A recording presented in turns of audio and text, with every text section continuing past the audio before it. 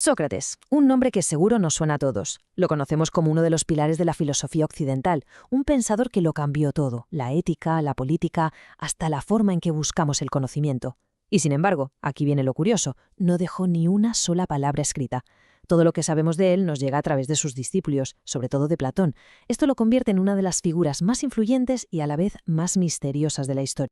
Y aquí es donde la historia se vuelve realmente fascinante. Tenemos a un hombre que dedicó su vida entera a buscar la verdad y la virtud, que confiaba ciegamente en la razón humana y su propia ciudad, Atenas, lo juzga y lo condena a morir. ¿Cómo es posible? Bueno, para entenderlo tenemos que viajar en el tiempo, a la antigua Grecia, y desentrañar una historia que es mucho más que un hombre contra un Estado. Es un choque de ideas que, literalmente, cambió el mundo. Para resolver esta paradoja vamos a seguir un camino muy claro. Primero nos meteremos en la vibrante Atenas para conocerlo. Luego descubriremos su revolucionario método para enseñar, o más bien para hacer pensar. Veremos el conflicto que tuvo con otros pensadores de la época, reviviremos el dramático juicio que le costó la vida y al final analizaremos por qué su legado sigue tan vivo hoy en día. A ver, situémonos. Imaginemos la Atenas del siglo V a.C. Aquello era un hervidero de gente, comerciantes, artistas, políticos y, claro, filósofos. Era el centro del mundo griego, una democracia donde las ideas se debatían en la calle, en los mercados y, sobre todo, en el ágora, la gran plaza pública. Pues bien, en medio de todo ese bullicio había una figura que no pasaba desapercibida: Sócrates. Nació sobre el año 470 a.C. y su vida estuvo marcada por los grandes eventos de su tiempo. Ojo, que sirvió como soldado y lo hizo con honor. Vio la guerra de cerca y eso seguro que moldeó sus ideas sobre la justicia y la virtud. Pero su verdadero campo de batalla no era ese, era el intelectual. Lo veía siempre por ahí, con su pinta austera, hablando con cualquiera, ya fuera un artesano o un político, siempre cuestionándolo todo, hasta que llegó su juicio, en el 399. Y lo que hacía a Sócrates tan radical no era tanto lo que enseñaba, sino cómo lo hacía.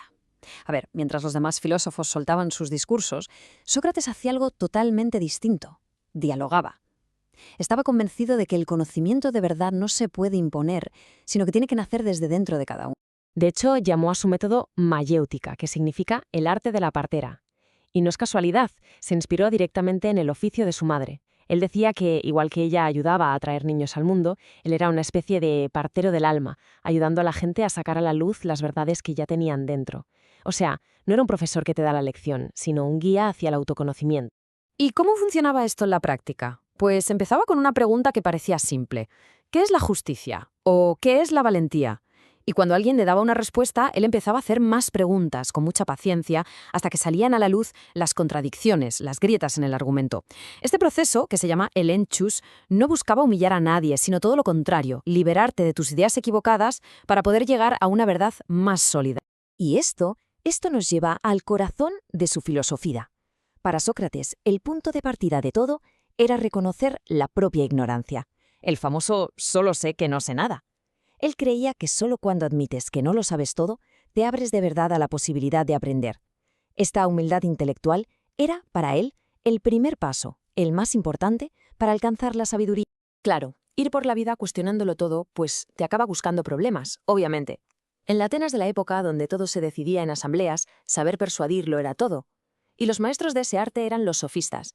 Eran una especie de profesores itinerantes que enseñaban retórica y argumentar a cualquiera que pudiera pagárselo, sobre todo a los jóvenes que querían meterse en política.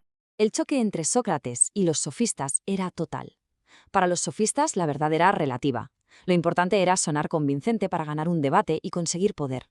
Para Sócrates, en cambio, existía una verdad universal, objetiva. Y el objetivo de la filosofía no era ganar, sino descubrirla usando la razón. Fijaos en la diferencia. Para unos, el objetivo era el poder. Para Sócrates era la virtud.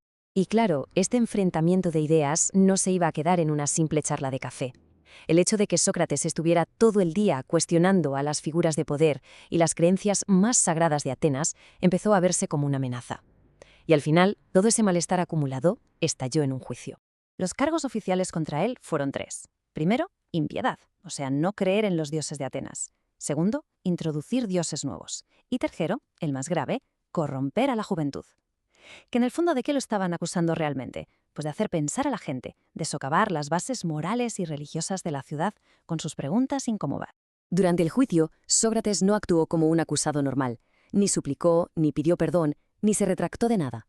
Todo lo contrario, se mantuvo firme en sus ideas. Su defensa fue, en realidad, su última gran lección, una justificación apasionada de su misión en la vida, que era buscar la verdad. Argumentó que lo que hacía no era un crimen, sino un servicio a la ciudad. Y fue ahí, en pleno juicio, donde pronunció una de las frases más potentes de la historia, el que se ha convertido en el lema de la filosofía. Con esta frase no solo se defendía a sí mismo, estaba diciendo que la esencia de ser humano, lo que hace que una vida valga la pena, es la capacidad de pararse a pensar, de cuestionarse a uno mismo y al mundo que nos rodea. Pero de poco sirvió. Lo declararon culpable. Le dieron una opción de proponer una pena alternativa, como irse al exilio, pero la rechazó. En un acto de coherencia brutal, aceptó la condena a muerte. Bebió la cicuta, demostrando hasta el último segundo que vivía y moría por la filosofía que había defendido siempre. Y aquí viene la gran ironía de toda esta historia. Pensaban que con su muerte lo iban a silenciar, pero consiguieron justo lo contrario. La ejecución de un hombre por el simple hecho de pensar libremente lo convirtió en un mártir de la filosofía, en un símbolo eterno de la lucha contra la intolerancia. Su legado se hizo inmortal. Su influencia directa fue sencillamente inmensa. Creó una cadena de pensamiento que definió a Occidente. Su alumno más brillante, Platón, no solo escribió todo lo que sabemos de él, sino que construyó su propia filosofía a partir de sus enseñanzas. Y el mejor alumno de Platón fue Aristóteles, que aunque tenía un enfoque diferente, heredó de Sócrates ese compromiso con la razón que lo llevó a sistematizar casi todo el saber occidental. Entonces, ¿por qué nos sigue importando tanto Sócrates hoy en día? Pues por todo esto. Su insistencia en el pensamiento crítico es la base de la ciencia y la filosofía. Su ética, centrada en la virtud y en conocerse a uno mismo, sigue siendo un referente. Su método inspira a psicólogos y educadores. Y su ejemplo de integridad frente al poder, pues resuena en cada movimiento que lucha por la justicia. Y así, al final, la historia de Sócrates nos lanza un guante, ¿no? Nos enseña que la filosofía no es algo que está en los libros, sino algo que se practica cada día. Su método nos invita a mirarnos por dentro y a cuestionar lo que damos por sentado. Así que para terminar, la pregunta no es sobre Sócrates, sino sobre cada uno de nosotros. De todas nuestras creencias, ¿cuál es la que lleva más tiempo esperando a que la examinemos de cerca?